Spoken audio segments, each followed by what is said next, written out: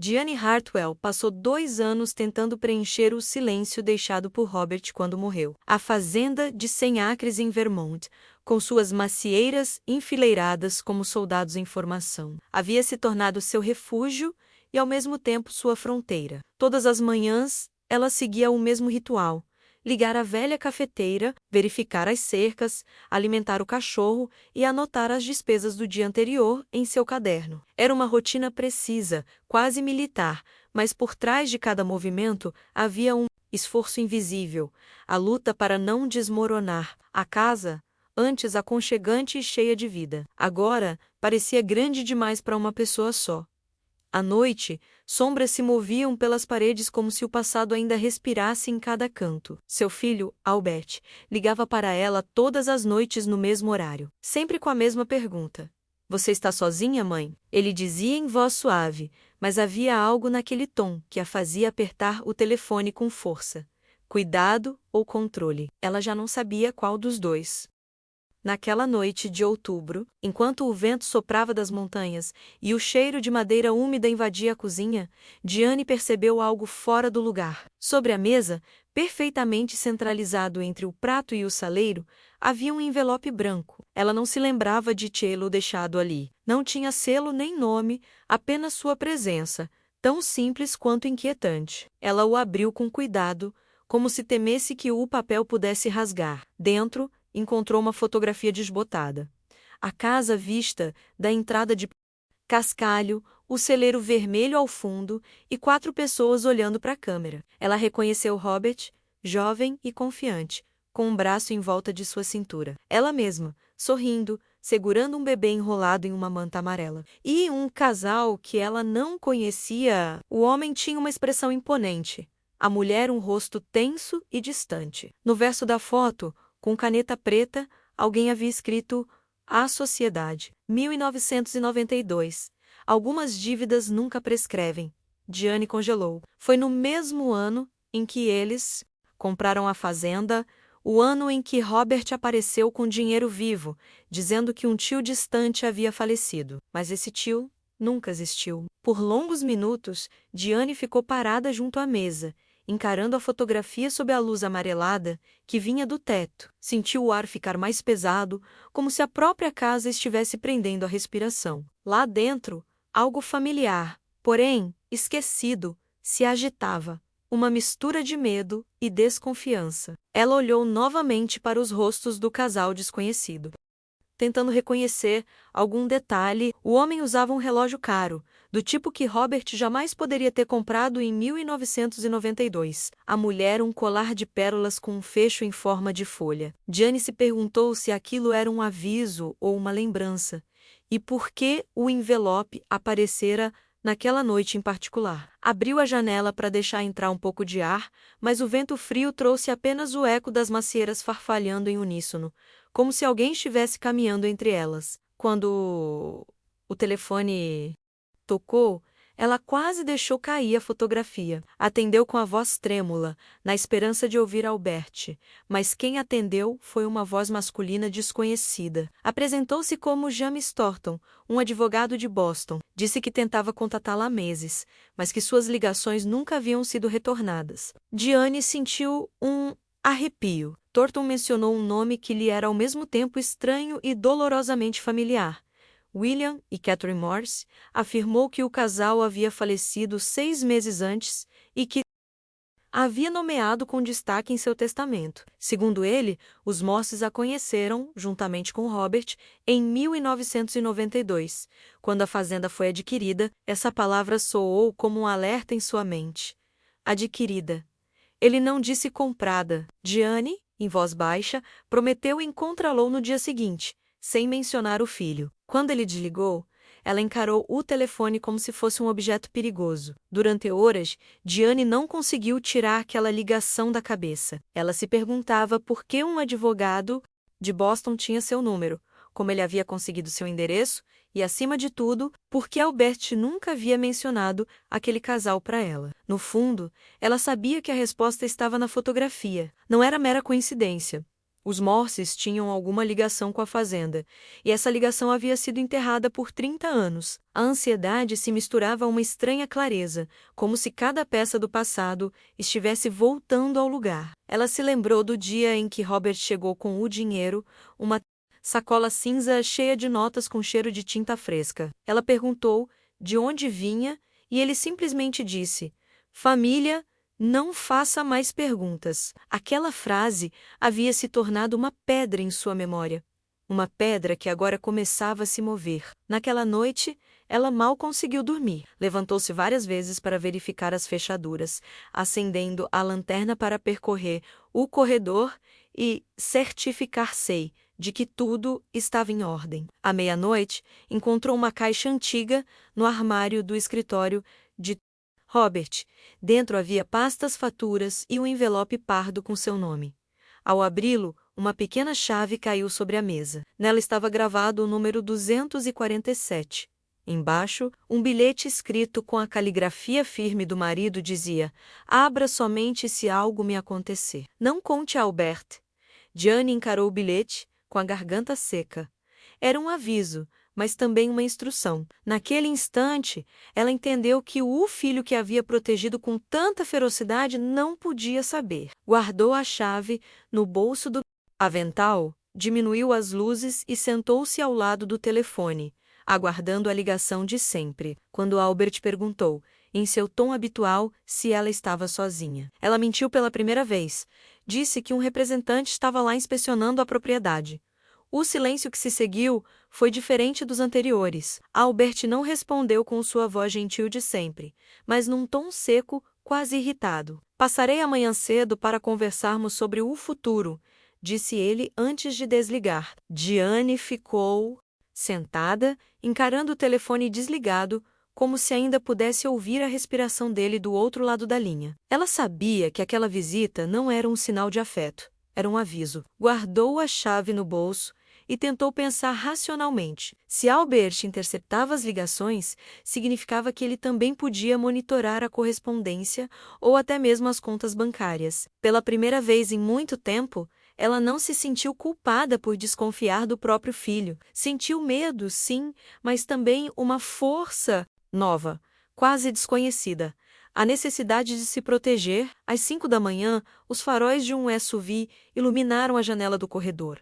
Albert havia chegado mais cedo do que o combinado. Diane observou da escada, enquanto ele entrava sem bater, usando a chave que guardava apenas para emergências. Ele vestia um casaco escuro e tinha uma expressão que misturava cansaço e desconfiança. Disse que precisavam conversar, que havia assuntos inacabados. Diane fingiu compostura, serviu-se de café e ouviu. Ele falou sobre vender parte da propriedade, sobre como ela precisava descansar, sobre como era complicado manter a propriedade sozinha. Diane apenas assentiu com a cabeça, mas sua mente estava em outro lugar, calculando como sair sem levantar suspeitas. Quando ele finalmente saiu, ela se encostou na pia e soltou um suspiro que havia reprimido por anos. Sabia que não poderia ficar por muito mais tempo. Assim que Albert saiu, Diane fechou as persianas e pegou a velha bolsa de couro que costumava levar para a aldeia. Colocou a chave,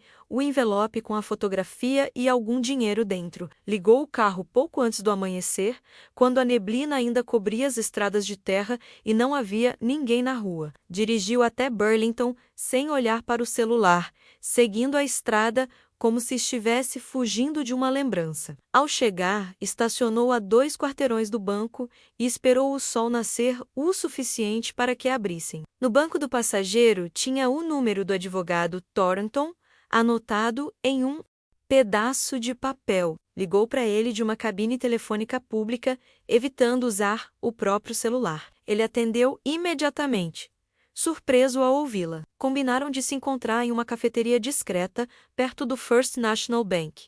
Thornton era um homem de cabelos grisalhos e semblante reservado, o tipo de pessoa que escolhia as palavras com cuidado. Ele ouviu, sem interromper enquanto Diane lhe contava sobre o envelope, a foto e a chave. Quando ela lhe mostrou o número gravado, ele assentiu. Gravemente, a caixa postal 247 existia, registrada em nome de Robert Hartwell. Ele a acompanhou até o banco e providenciou o acesso. O gerente, Evans, solicitou uma verificação adicional e desapareceu por alguns minutos antes de retornar com uma pequena caixa de metal.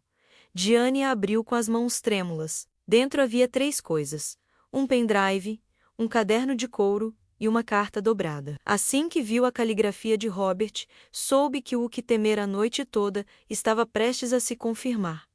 As primeiras linhas da carta foram suficientes para fazer suas mãos tremerem. Robert escrevia com a serenidade de alguém que confessa tarde demais, sabendo que não pode mais desfazer o que fez. Se você está lendo isto, é porque eu não consegui impedir o que plantei, disse ele. Ele relatou como, em 1992, descobriu que seu chefe William Morse estava lavando dinheiro para um homem chamado James Carver, um empresário com ligações criminosas. Em vez de Noni Shallow, Robert aceitou um acordo. Seu silêncio em troca da fazenda que Diane tanto desejava. Pensei que estava comprando um futuro para você, continuou ele, mas comprei apenas uma dívida que nunca vai expirar. Diane leu essas palavras várias vezes, sentindo parte de sua história desmoronar.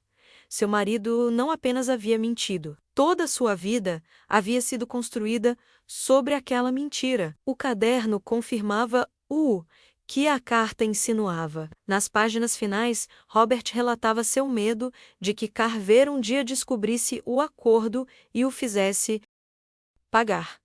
Ele havia guardado provas menos nomes, datas, contas menos no pendrive, mas não ousava intriga-los às autoridades. Diane fechou o caderno com um longo suspiro, tentando assimilar a magnitude do que acabara de descobrir. Thornton a observava em silêncio, sem pressioná-la. Quando ela ergueu o olhar, ele simplesmente disse: "Precisamos proteger isso." Naquele instante, Diane compreendeu que sua segurança e a verdade estavam intrinsecamente ligadas. Eles saíram do banco sem serem notados e, antes de se separarem, o advogado lhe entregou uma cópia digital dos documentos e seu número pessoal. "Não conte nada ao seu filho ainda", advertiu ele. Ela sentiu. Não havia necessidade de explicações. A viagem de volta foi uma longa conversa consigo mesma.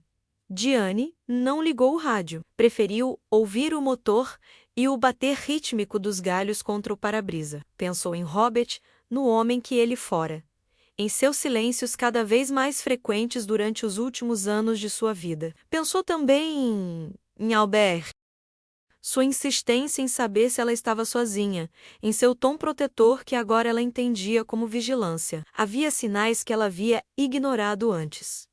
O monitoramento de suas contas bancárias, as visitas surpresa, a maneira como ele revisava seus documentos para ajudar, tudo agora se encaixava em um padrão. O que mais a magoava era a certeza de que seu filho não a via como mãe, mas como um obstáculo, ou pior, uma ferramenta. Ao chegar à casa de campo, o céu começava a escurecer e uma névoa baixa cobria os campos. Ao entrar, percebeu imediatamente que algo estava diferente. Uma janela estava aberta e a porta do galpão entreaberta. O ar cheirava a tabaco, e Albert não fumava. Caminhou lentamente até a escrivaninha de Robert e descobriu que as pastas estavam fora do lugar. Não havia dúvida, alguém estivera procurando por algo. Trancou a porta da frente, apagou as luzes e sentiu-se em absoluto silêncio, tentando organizar os pensamentos.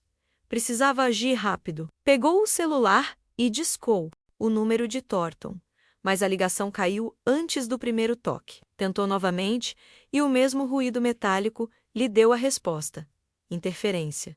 Guardou o celular e respirou fundo. Não tinha mais medo, tinha um plano. Donna encontrou ainda na poltrona, olhos arregalados e corpo rígido. O relógio marcava 6h30 quando ela decidiu se mexer.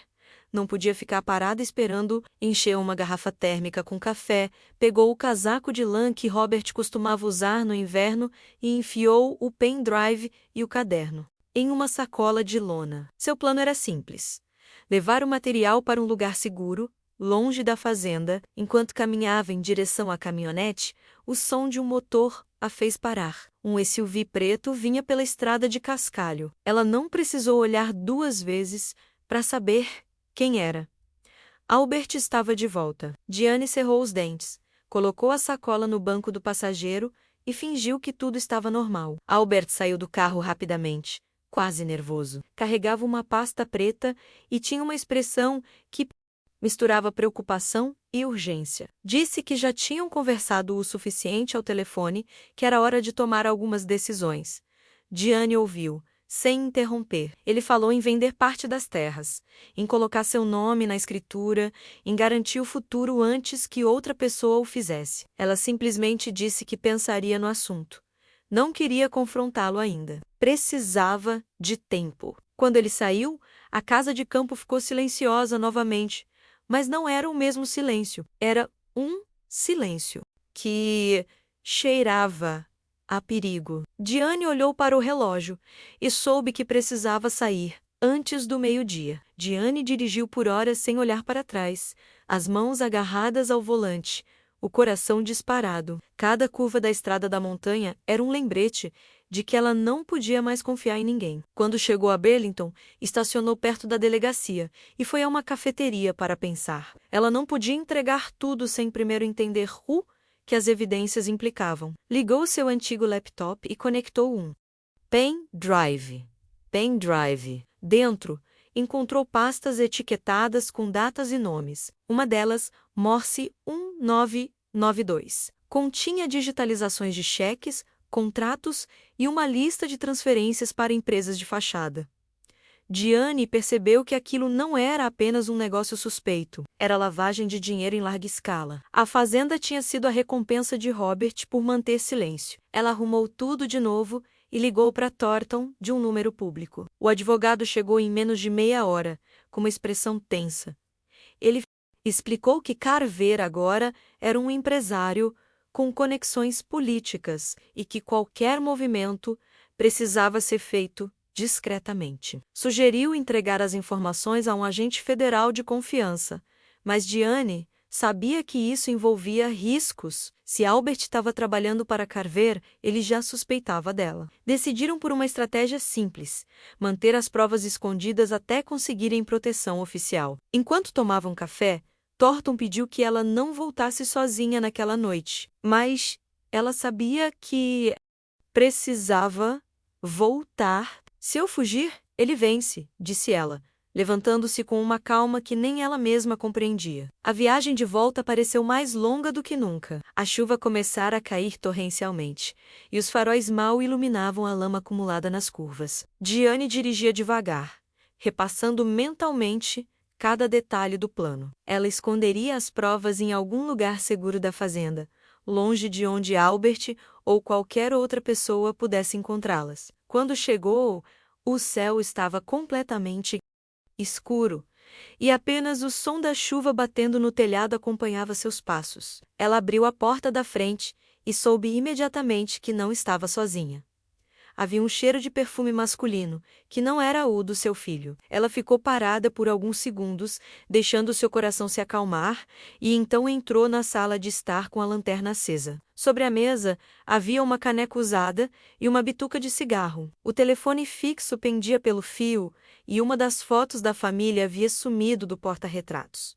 Diane engoliu em seco e subiu as escadas, com cuidado, verificando cômodo por cômodo. Tudo parecia em ordem, mas a sensação de intrusão era inegável. Em seu quarto, a gaveta onde guardava documentos pessoais estava aberta. Não havia dúvida, alguém estivera procurando pelas mesmas provas que ela encontrara. Ela fechou as cortinas, apagou as luzes e sentou-se na cama com a lanterna desligada. Lá fora, relâmpagos cortavam o céu intermitentemente, iluminando o celeiro, e a cada relâmpago, Diane juraria ter visto uma silhueta se mover entre as macieiras. A chuva não deu trégua a noite toda. Diane permaneceu acordada, sentada no chão ao lado da cama, segurando uma lanterna apagada e atenta a cada som que a casa fazia. Ela não sabia se o homem entre as macieiras era Carver, alguém que ele havia enviado, ou apenas fruto de sua imaginação, mas não podia se dar ao luxo de descobrir. Ao amanhecer, a tempestade havia diminuído, e o ar cheirava a terra úmida. Ela saiu para a varanda, com um casaco encharcado, e observou a paisagem. Tudo parecia igual, mas nada era. Decidiu que se esconder não era mais suficiente. Precisava agir.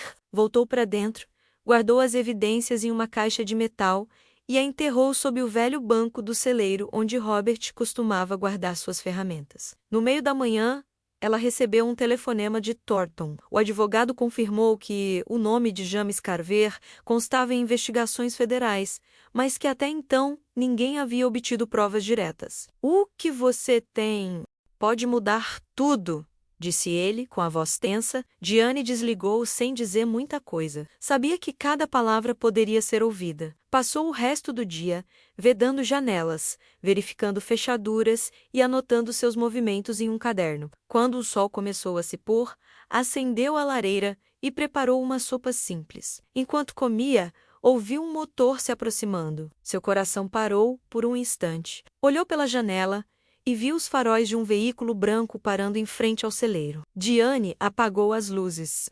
Sem pensar, da janela, vislumbrou a silhueta de um homem saindo do carro com passos firmes. Não era Albert. Ele era mais alto, de ombros largos, usava um sobretudo e um chapéu que mal deixava seu rosto à mostra. Caminhou até a varanda com a desenvoltura de quem sabe que ninguém pode impedi-lo. Diane sentiu um arrepio percorrer sua espinha. Não precisava vê-lo de perto para saber que era James Carver. O ar parecia congelar. Procurou o celular, mas não havia sinal. Tudo estava em silêncio, exceto pelo som da água correndo pelas calhas. Lá fora, Carver se movia lentamente, observando a casa como se estivesse calculando cada passo antes de entrar. Diane recuou com a lanterna desligada e se escondeu atrás da porta do corredor. Ouviu o clique da fechadura e o rangido da madeira. O homem estava lá dentro. Sua respiração era pesada e rítmica. Diane prendeu a respiração, tentando não fazer barulho. No reflexo do armário de vidro, viu-se mover em direção à mesa de jantar. Vasculhar as gavetas, abrir pastas, procurando algo com o desespero de quem teme que o tempo esteja se esgotando. Quando ouviu outro motor se aproximando, soube que era Albert. Carver virou bruscamente em direção à porta e por um segundo Diane pensou que ele a tivesse visto. Mas o som do novo veículo desviou sua atenção. Duas sombras cruzaram em frente à janela, e então os gritos começaram. Se você chegou até aqui, deixe um comentário dizendo de onde está assistindo a esta história. Às vezes, compartilhar também é uma forma de lidar com um medo. Albert saiu da caminhonete com as mãos erguidas, encharcadas pela chuva. Diane o observou pela fresta da porta, percebendo o tremor em seus ombros. Carver apontava uma arma para ele, exigindo que entregasse o que sua mãe estava escondendo. O garoto tentou explicar, dizer que não sabia de nada, mas o outro homem não o ouviu. Diane sentia que cada segundo poderia ser o último. Sem pensar, correu em direção ao celeiro. O chão estava escorregadio e cada passo era uma mistura de medo e determinação. Abriu a porta lateral, pegou a caixa de metal onde havia escondido as provas e a apertou contra o peito. Sua respiração estava ofegante. Lá fora, o eco da discussão ficava cada vez mais alto. Ela ligou o telefone e discou o número do tenente Harris. "Eles estão aqui", disse ela baixinho. "Na fazenda. Mande alguém." Ela não teve chance de explicar mais nada. Um tiro quebrou o silêncio, seguido por um grito. Diane tapou os ouvidos e caiu no chão. O som de metal batendo no chão ecoou como um sino. Quando olhou para cima, viu Albert correndo em direção ao celeiro, com a camisa ensanguentada e os olhos arregalados. "Mãe, se esconde!" gritou ele antes de desabar perto da porta. Diane o arrastou para dentro com toda a sua força, tremendo, sem saber se ele estava ferido ou apenas atordoado. Ao longe, sirenes começaram a se aproximar misturando-se ao vento uivante e à chuva que começava a cair novamente. À medida que as sirenes ficavam mais altas, Carver tentou escapar por entre as macieiras. Diane, ainda ajoelhada ao lado do corpo do filho, viu as luzes vermelhas e azuis refletidas nas poças. Policiais do condado invadiram a propriedade, armas em punho.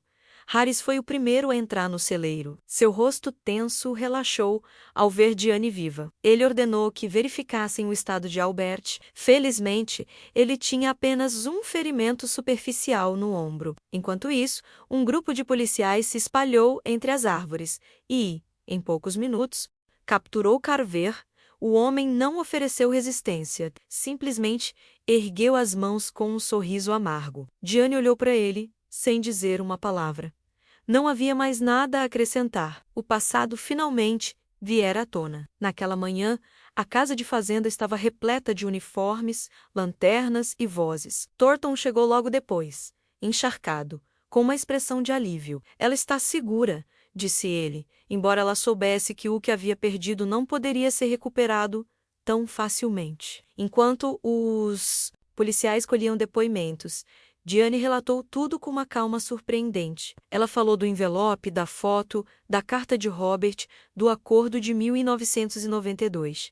Cada palavra tinha peso, mas a dor já não era a mesma. Quando o tenente agradeceu pela cooperação, ela apenas assentiu com a cabeça. O amanhecer se aproximava e o cheiro de terra úmida parecia purificar mais do que apenas o ar.